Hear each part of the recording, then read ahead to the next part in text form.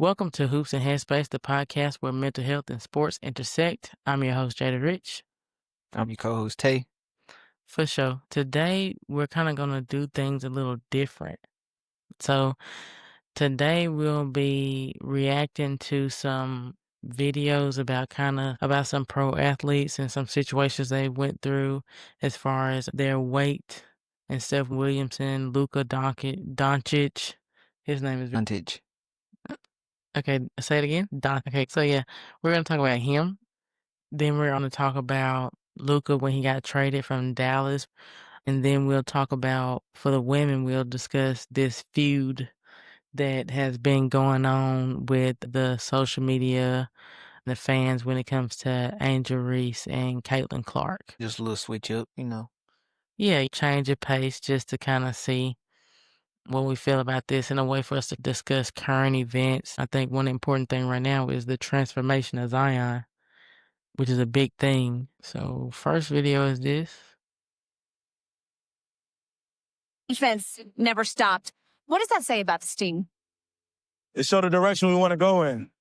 Coach, beginning of the game, first quarter, second quarter, halftime, third quarter, fourth quarter, it was don't let up. Because if you look at all the teams in the playoffs and deep playoff runs, they never let up. It has been falling so well for the Pelicans as of late. Coach encouraged y'all to shoot more. What's been the key to successful threes? Not just shooting it, but made attempts. Good ball movement, paint touches, and, when everybody loads up, you got to kick it out. Devontae Graham, speaking of the three ball, man, he was on fire again tonight. What does that do for starters to know you have a group behind you like that? It keeps the energy going. When your second group come in and they bring that kind of energy, you can't help but feed off it. All right. Happy Thanksgiving. Give us a little glimpse into what Zion Williamson's Thanksgiving looks like. Just spending some time with my mom, stepdad, my friends, and get on the plane to go into Memphis. What's your favorite dish? He try to set me up. And no matter what answer I give, social media gonna clown me. She asked him a simple question, a question that nobody would think may trigger somebody or may make somebody uncomfortable or may have him questioning if social media was going to eat him alive, because somebody asked him for Thanksgiving, a day that most athletes eat. So my main question, and we're going with the conversation, is like, how can the thoughts of your body image and stuff as an athlete, like how can that impact your mental health? It is a very, very simple question. But you can see, if you watch his body, he kind of stood tall when she asked him that. You can tell he got defensive because that's been on his, you can tell it's on his mental because, we've been killing him in the media already prior to that. So just, like you said, you gonna have social media killing me. Boy can't even tell you what his favorite for Thanksgiving. So that can kill your confidence because what people think and how I look today.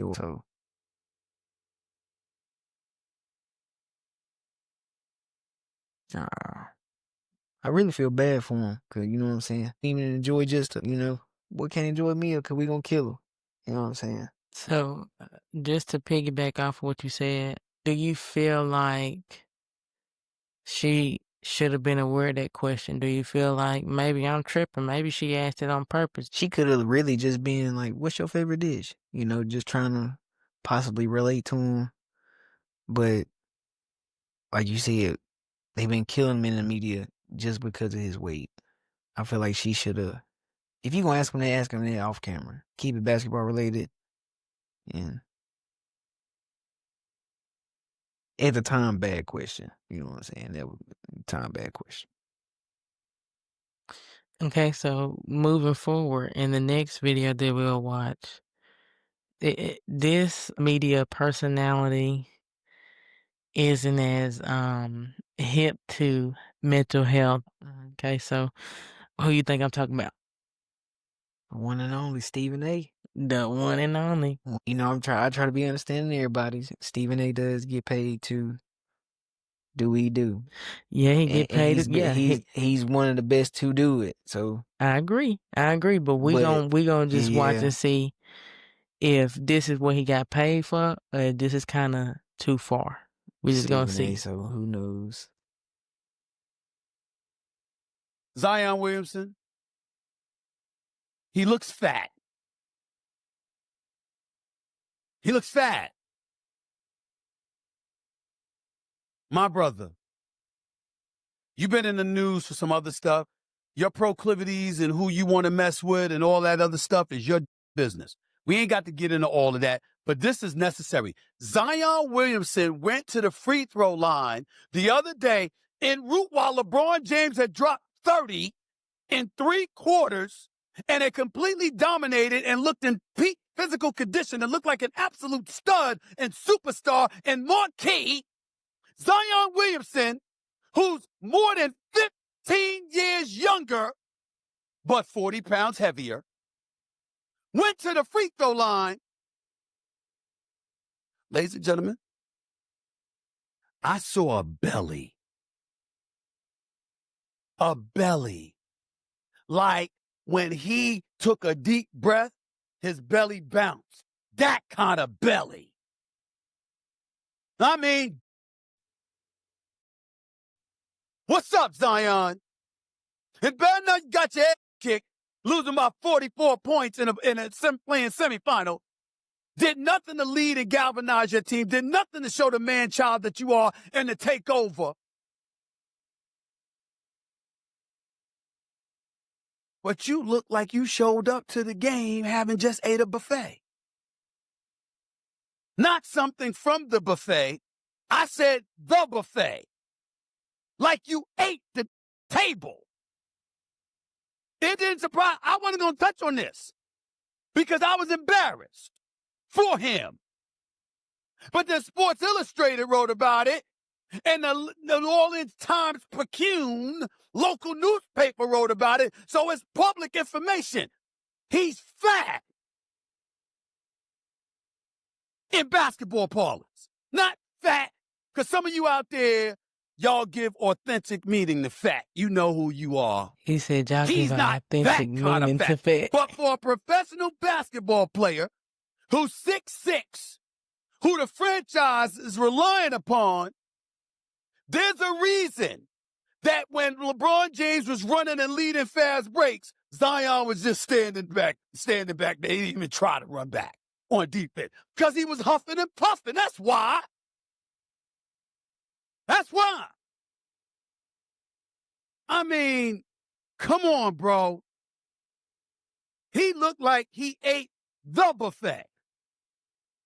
I saw him literally inhale, take a deep breath at the free throw line, and I saw a belly. Like Austin Powers, fat bastard, like, get in my belly. That's what I saw from a distance. Come on, man. You know, I wish that I had a scintilla, a speck of your talent. Okay? You're a bad brother. You could play, man. You could be a dominant force in this game. You don't have the conditioning. Listen, ladies and gentlemen, I know they got a weight clause in this contract. They got to. He got to be violating that. So he's addicted to food. It's got to be. I'm speculating, but it's got to be. It's got to be that. When you walk around like that, we 20-plus games into the season, and the brother got a belly. That means off-season, training camp, preseason, and a quarter into the regular season. You still got a belly. Gary Brecker, 10X Health, my man, you need to get in touch with this brother. You need to get in touch with this brother. We got to work on him. You know, Gary Brecker helped me. Got mad love for him. Gary Brecker helped me. He need to help you. He need to help you. I ain't getting paid to play basketball. You are. I'm getting paid to talk about it. But Zion Williamson, in basketball parlance, is fat. It's got to change. It's got to change. Was he doing his job, bro?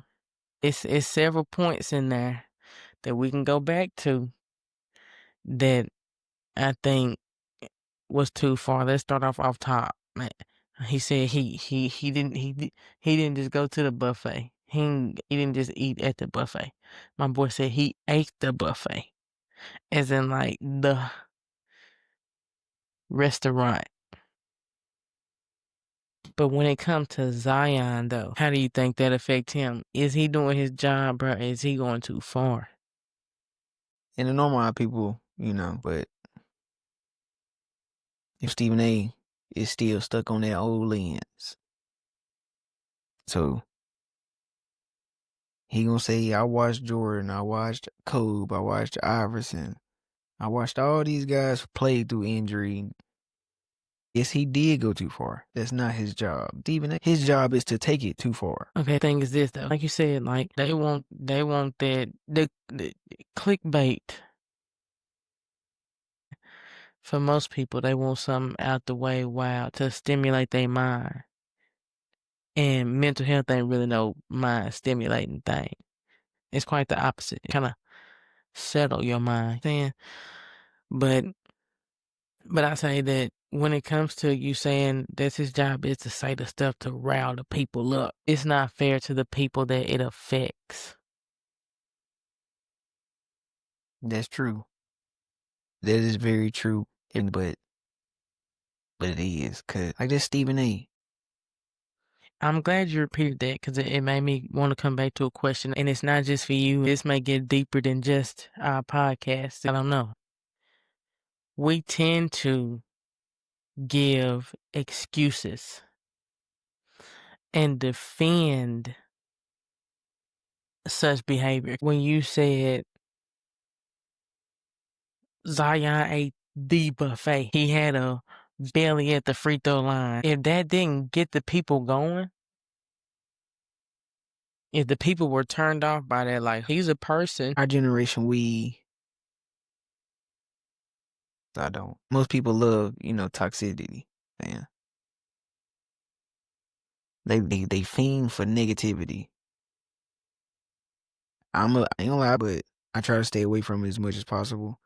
But that's our generation's biggest problem. We fiend for negativity. Tearing folks down and instead of building folks up.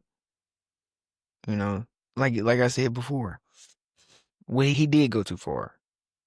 And like you said, we do tend to defend certain people and because they have this status, this, that, and third. I'm a victim of it. You know what I'm saying? But Zion does have a job to do. You know what I'm saying? And I understand that did weigh on his mental health because, like you seen in the video, like his body tends to because he know like they finna kill me whatever I say. But I don't know. And one thing I want you to speak on because you more the ESPN type of guy.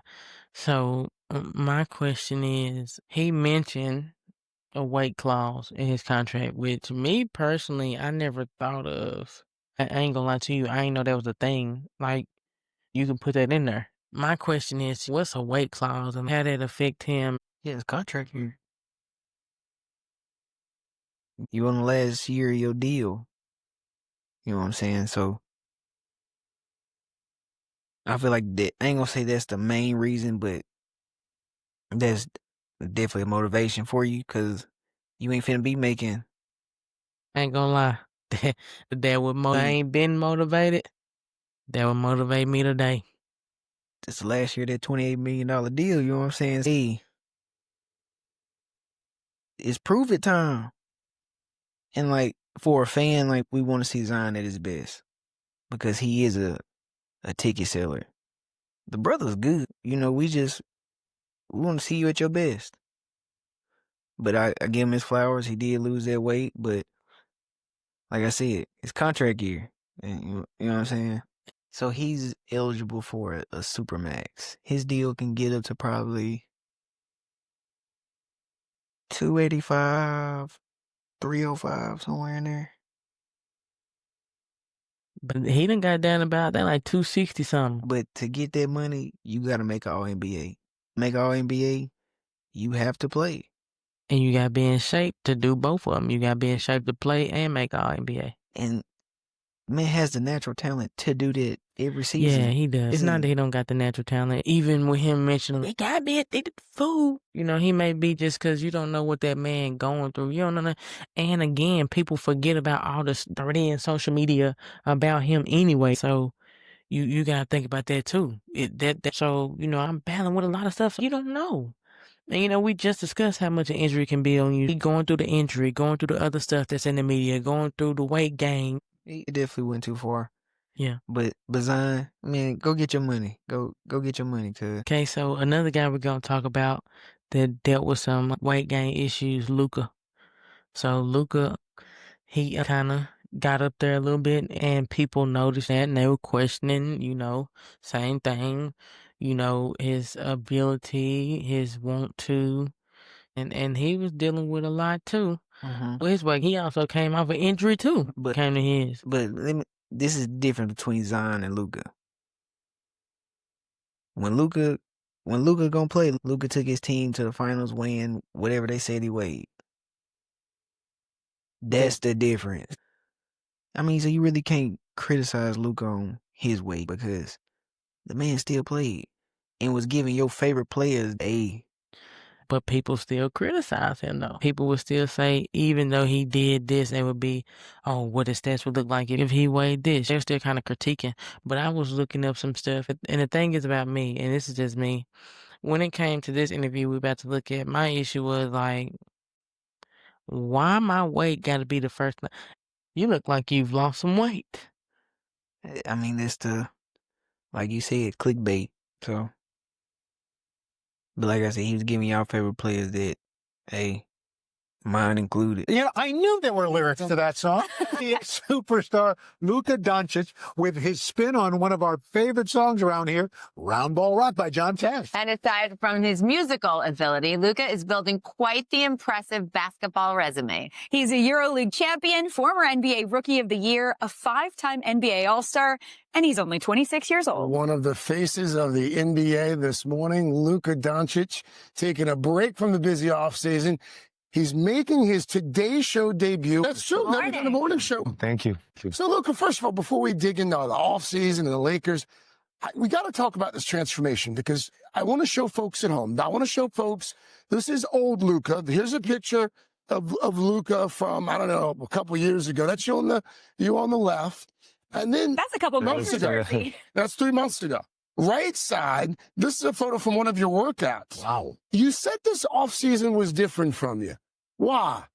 I would say me and my team just try some new things, different food, different practices. I actually gave up playing basketball for 1 month, which I never done in my life. So it was kind of challenging, but it was awfully good. Why did you give up basketball for 1 month? This time mentally, basketball I've been playing my whole life, so I won't forget how to play basketball in 1 month. So we try other sports to try, so I think it was a good thing. You felt like you needed to step away from the game in order to focus on the fitness aspect of it. Yeah, exactly. So it was just diet and exercise. Yeah. No Ozempic, none of those shots or No. anything. There had been some who criticized you in the past for being out of shape. You probably heard some of that. How much of this was about that? Trying to say, yeah, whoa, guys. I mean, honestly, I tried to not read much, just trying to focus. I mean, I think I was still a pretty good basketball player back then, no matter what people say.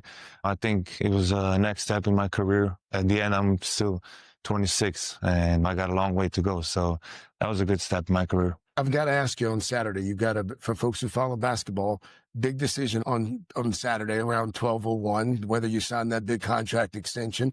Any message for fans? I don't know what you're talking about. Okay, so that's a big platform. And, even for me personally, even with me losing weight, I don't really like to revisit pictures of when I was bigger. And I sure enough don't want you to sit here and smack it on the screen. So, what you think about that? You think about the first thing you asked me is about my weight. They didn't even say good morning. Before you jump right into that, I'm finna talk much. He bogus as heck. You know what I'm saying? And it's one thing for it to be like Stephen A. or something like that. Stephen A. is kind of like sports affiliated morning show. You know what I'm saying? I'm hoping as an athlete to talk about my athletics. And then you got the nerve, bro. Then you got the nerve to sit here and say, it ain't no Ozempic, is it? You know, y'all can get Ozempic. Bro, come on, bro. Now I see what you're saying. Like, we be giving Steven the pass and stuff. So I give it, yeah. You tied that in without you even, yeah, for sure. But it's different though with Stephen A. because Stephen A. been around the game for so long. So, All right. Run me Stephen A. stats. Cause you know, we've also discussed. yeah. Right. Okay. So, and like he said himself, if I could hold water to you, we bringing up his weight because of the weight clause. Got to be a certain weight. You ain't got to sit here and say my boy eating up the whole buffet. You ain't got to sit here. You know what I'm saying? The weight. And what y'all, if y'all not understanding what Jada's saying basically all she's saying is keep it strictly basketball. That's it. You don't know what he dealing with mentally. Quit going, as we always say, quit dehumanizing them just because you know they are. Just keep it strictly hoops, man. And you know, one thing I noticed in both of the videos, like how uncomfortable they were. And the thing is, due to them being professionals, they got to be professional and answer the. If you get Zion's interview for the preseason, and they kept asking, how did you get to where you at right now? Like, you know, what was different? Which I would prefer you to tiptoe around it than just say, hey, bro, you was fat and now you ain't fat. So how you get unfat? That was the interview. And imagine going into the interview, you got to know that's finna be the interview. That's the trending topic. Zion and Luka, they not from the South. They don't know how we cook down here. You get big down here. So, hey. Yeah, man, they playing in Texas, playing in Louisiana, but you do gotta take that into account, like where they play at, cooking and eating. We gonna eat. It's Yeah. gonna be seasoned. High blood pressure, high cholesterol, Yeah. diabetes. We like flavor down here, so Yeah. I always took that into account. I was like, hey, Luka, which ain't been to Dallas in 8 years. New Orleans? Man. Hey, they burnt out on the topic. They over it. Yes, I lost my weight. I lost weight. Now y'all just it's a lose-lose situation. So I definitely be probably wouldn't even want to hoop no more. And you know, that's another thing Luka mentioned. He was like, during his journey to lose weight, he said he quit playing basketball a whole month. But the thing, if you allow yourself as a human being to see these people as humans and even take just 1 second to ask yourself that, like, what was he thinking at the time? Because imagine if it was you. Imagine you wake up, boop, you turn your TV on. You know what I'm saying? And all they saying is, you ate the whole buffet last night. You went in there and you ate the wood on the table and everything. How you gonna feel? Like I always say, quit dehumanizing these celebrities, whatever y'all want to call them, athletes. They all human at the end of the day. They go through things and respect it and understand that. And so next we discuss trades as fans, but when you get down to like the emotional aspect of trades, it can suck. Like, you know, we know as Boston fans, the IT trade was a big thing for us emotionally. You know what I'm saying? But imagine if it was emotional for us as fans, it was emotional for him as the guy going through the trade. You know what I'm saying? So we're going to watch a clip on Luka when he got traded from Dallas. I say both sides are my good side. Yeah, I could tell. I thought I would show you the souvenir from that night. Oh, yeah. You hang up the phone the night you're traded and you threw it. Yes. Do you have that phone? Yeah. You still use that phone? Yeah. Works. LA, does that still sound a little bit weird to you? I'm getting used to it. Yeah, you're getting used to it. I'm getting used to saying it, but every once in a while I still have to sort of catch myself. Luka, let's go back. Let's go back to the night that you were traded. And I know I was at dinner and I looked down at my phone and I saw the the alert from Shams, and I thought it was fake. I didn't think it was real. I was shocked. I can imagine if that's how I felt. Can you just take me through what you did that night, what happened leading up to it, and then the moment that you found out? Well, I was actually in the bed. My TV wasn't working, so I was on iPad watching a movie, about to go to sleep. So LB called me and, said that, and I saw it on iPad. Probably if I wasn't on iPad, I wouldn't see it. She called me, and first thing I said, like probably 3 times, this April 1st. And I was in shock. I basically didn't do nothing that night, just sitting on the couch and just getting my mind through it. Did you talk to anybody? Honestly, I don't really remember. I talked to somebody, but just sitting on the couch, just doing nothing. What were you feeling? Sadness, mostly. I was still in shock. I felt like my heart was broken, honestly. And then you get here, and there's a whole whirlwind that happens, but you guys start gelling on the court very quickly. And then through sort of a quirk in the schedule, you still had the game where you're scheduled to return to Dallas. It was still on the schedule there. The night you returned to Dallas, it was on the second night of a back-to-back, and it was a really emotionally charged time. You were ejected at Oklahoma City. The league obviously rescinded that technical foul, but on that plane ride from OKC to Dallas, what were you thinking? I was actually excited, I still have the house in Dallas, so I can sleep in my own bed. And, I still have a lot of great people in Dallas, people I hang out for 6 years. And I knew I was going to see them that night, so I was excited. When did you first watch the tribute video? Did you get a chance to see it before? Oftentimes players are offered that opportunity. No, I didn't see it before. This is the first time I saw it on the Jumbotron. Did you think that you might be emotional when you were thinking about that moment, what that could be like for you? Did you have any indication that that's how it was going to be? I was trying not to be. You said the moment that you started to cry was when you saw that shot that you made over Rudy Gobert in the Western Conference Finals. Why was that the moment that made you tear up? Well, I would say just the chemistry we had with that team. Everybody had each other's back. We were rolling. We were always the underdog in this series, and we came through. And it was just, I don't know how to explain. It was special moments. It was just fun, obviously fun, but just on the court, we were all connected.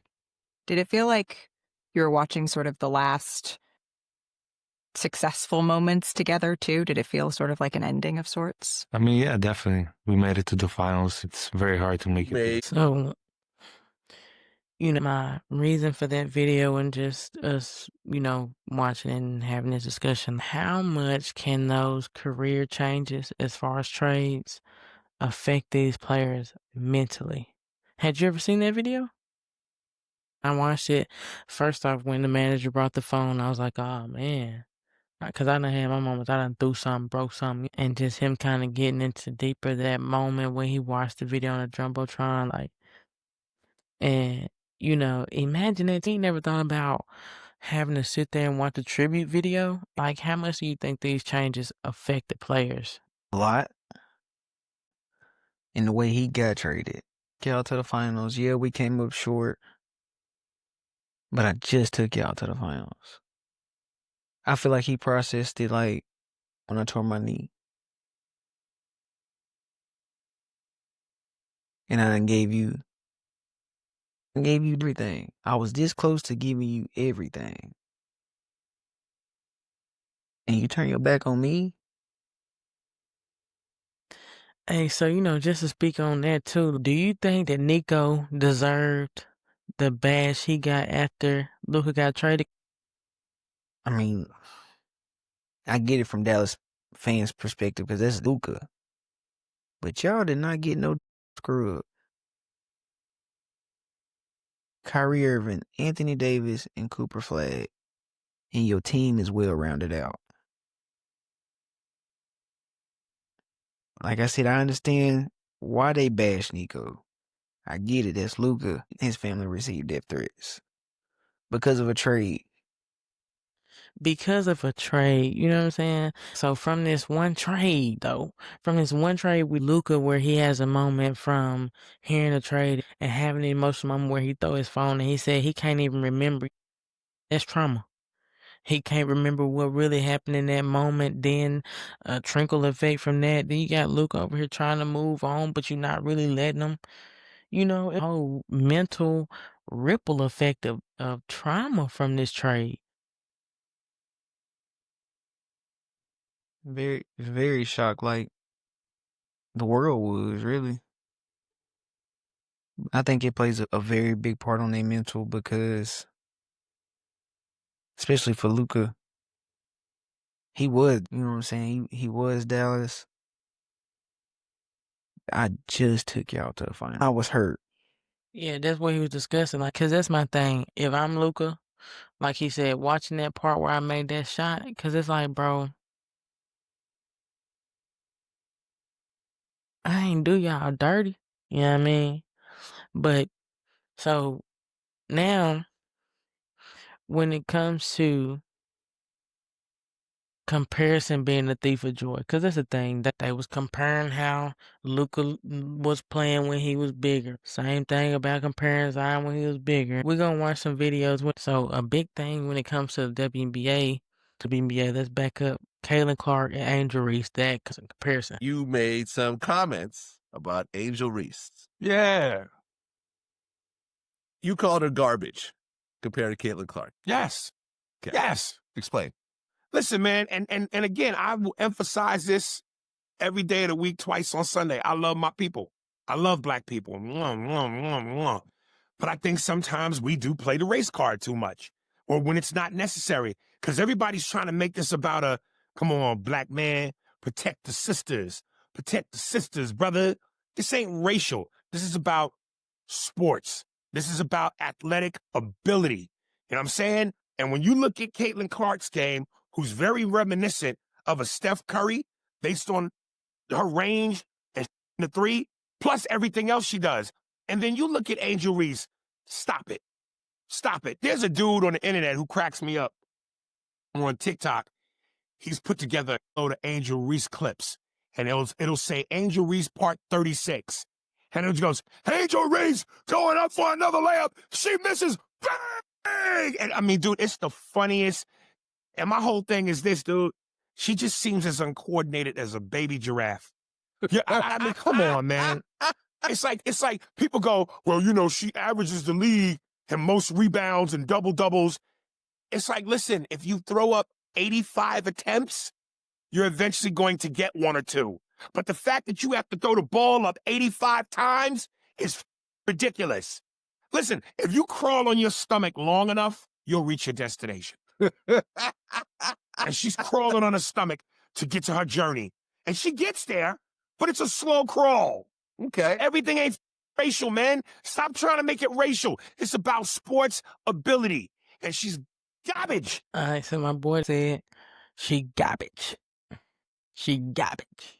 You ain't gotta explain Compared to nothing else. Caitlin Clark, that's a reminiscence of Steph Curry. You just trying to stay relevant, be funny, do in your lane. When it comes to sports, like, But in his defense, though, he ain't the only one. I know, You know what I mean?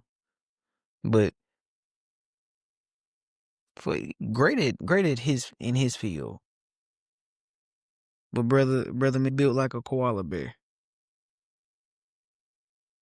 And now like, I'm really being hypocritical up here trying to, you know, I shouldn't be shaming that man, but hey, it's the honest truth. But in a nice, I do get what you're saying. Like, you're not at the peak physical shape like she is. You're not out here doing what she doing. Like, ain't nothing about you, Mr. Spears, that can hold water to Angel Reese at all.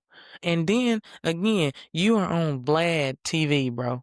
You know what I'm saying? She trending. Speaking of her trending, while I was doing my research, so what they be saying is, you know, they feel like they should get a lot of her own rebound. So they started calling them me bounds.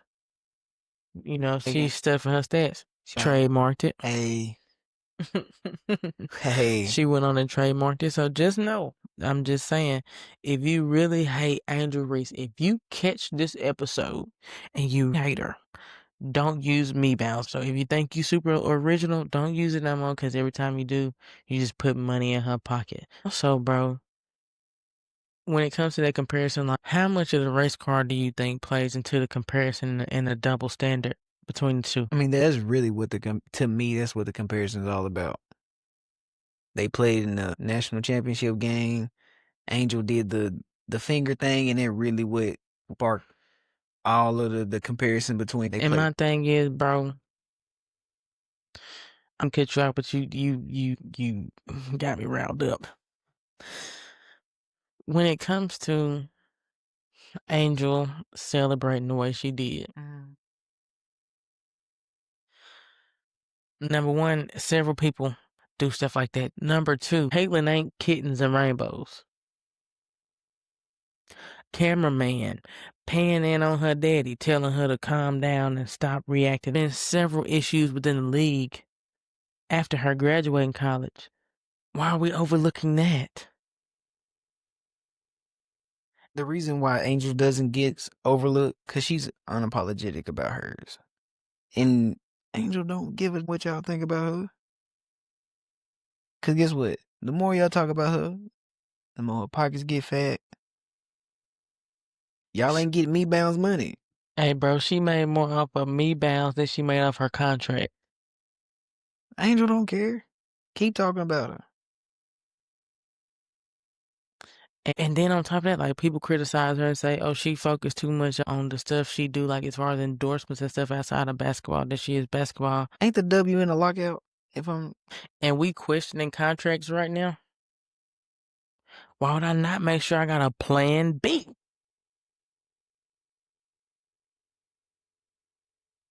To the media, Angel's biggest problem is she's unapologetic for one.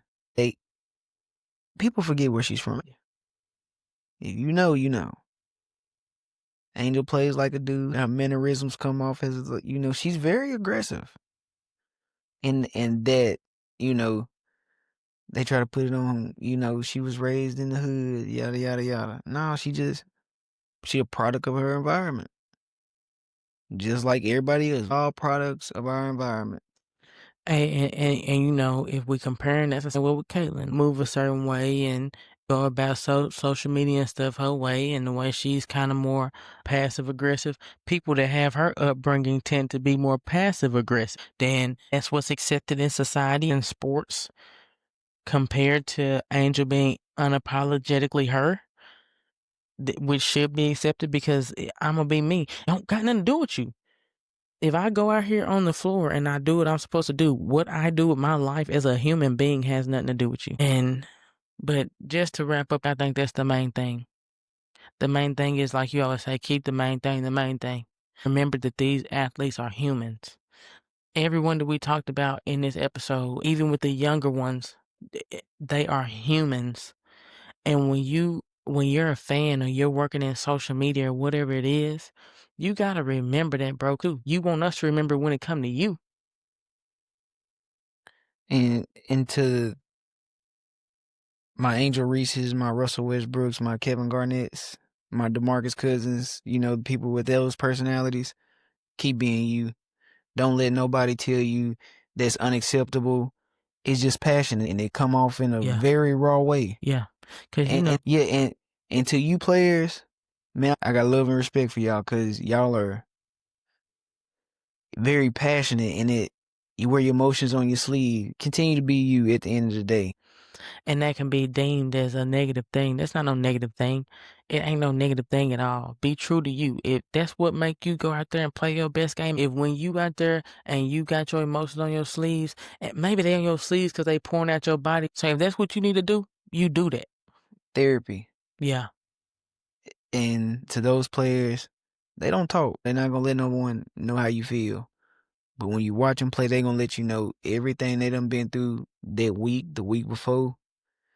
And like I always say, continue to be you, man. So I got a question for you to wrap this thing up. Can we shift the conversation towards sympathy, empathy, understanding, patience, good perspectives? How can we do that as fans and people within the social media? It's not going to happen overnight. Like I always say, don't dehumanize them just because their life is broadcasted. They deal with the same things that you deal with. And just remember that they are human. Stop dehumanizing them just because we get to see what they go through. Like, Luka got his whole life uprooted just like that. No warning, no nothing. Just imagine you done built a foundation here, and I just put it in life perspective. I just got this big promotion. I just landed this big deal for my company and all this. And then you like, nah, we're going to send you to this new branch. I just got you this big deal and you just going to ship me out like that? And when you ship me out, I'm not getting the same title. I'm getting shipped out to another man's store, to another man's office. Because that office in L.A. was not his. He was the king of Dallas. This is I built it. Just got this big deal for you, and you ship me to another man, and I gotta be under him. Oh nah, I've been the guy since I walked in this mud. But yeah, man, like we say, bro, don't dehumanize them. Put yourself in their shoes. Before we go, I want to give some shout outs here. Number one, to my dad. Number one, the video y'all saw before this, you'll see some differences. He helped us make sure that happened.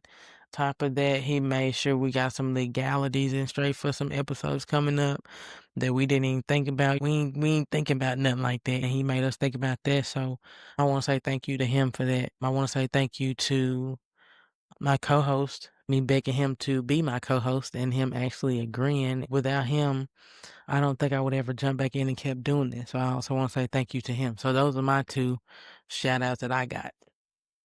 Appreciate you. I want to give out a shout out to my support. Know who you are, mainly my cousin Wendell. Appreciate you. You've been tuned in. Devon, Jerika, you know, the whole shebang. But I want to give a special shout out to my host, because I'm gonna be honest with y'all, I sit up here and talk. Jada do all the editing, come up with what we gonna go through. She spends a lot of time to make sure this looks good for y'all. She critiques herself a little too much. I want to give her your flowers. You know what I'm saying? I'm gonna be honest with y'all. This is the number one option, my go-to score, and I'm proud of you. Keep going, doing what you're doing. So if you getting something from these episodes, we hope that it helps you when it comes to your everyday life, and we hope that it helps you when it comes to you being a fan of these athletes, because bro, it'll bring you peace of mind when there's life that ain't yours too. You know, so we are reaching you with some good words, some good messages, You know, laughs here, you know what I'm saying? but some real isms. Quit stealing my shit. If you watching and you make your way to the end, we got some good stuff coming for fans. We got some incentives, some rewards coming. If you interact with us, you know, we got some free gear, some way to, you know what I'm saying, put some input on the show, like get some shout outs, all type of stuff like that. Just keep watching. And when we figure it out, guess what? If it ain't on here, it's going to be in the show. It'll be like, yeah, we got a lot of stuff coming, man. We got a lot of stuff coming. But again, we thank you for joining us here on the podcast where we put those sports with that mental health and we make them intersect. Which one is that? They got a co-host named Tay. For sure. And a host named Rich, but it's on Hoops and Headspace. Hoops and Headspace. Thank you for joining us here on Hoops and Headspace, the podcast where mental health, sports intersect. That's the one. That's it. You know who that is? Us. But we thank you. We'll see you next time. We out of here. For sure.